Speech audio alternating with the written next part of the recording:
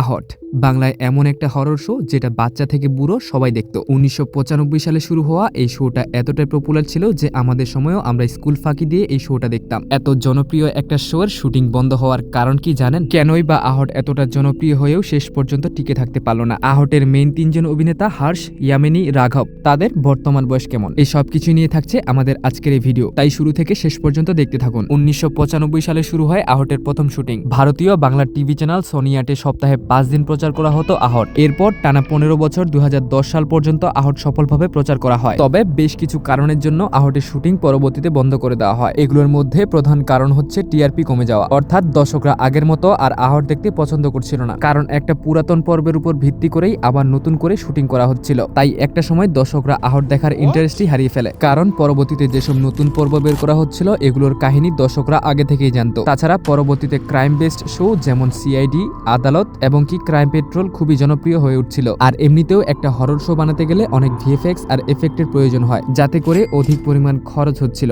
তাই Sony TV decision নেয় যে আহটের পরিবর্তে সেখানে ক্রাইম বেসড শো যেমন সিআইডি, আদালত, ক্রাইম পেট্রোল ঢুকিয়ে দেওয়ার। আর মূলত এসব কারণের জন্যই আহটের শুটিং বন্ধ হয়ে যায়। তো বন্ধুরা, আজকের এই ছোট্ট ভিডিও এই পর্যন্তই। কে কে এখনো আহট দেখেন সেটা কমেন্ট করতে ভুলবেন না, আর আমাদের এই ছোট্ট চ্যানেলটিকে সাবস্ক্রাইব করবেন। ধন্যবাদ।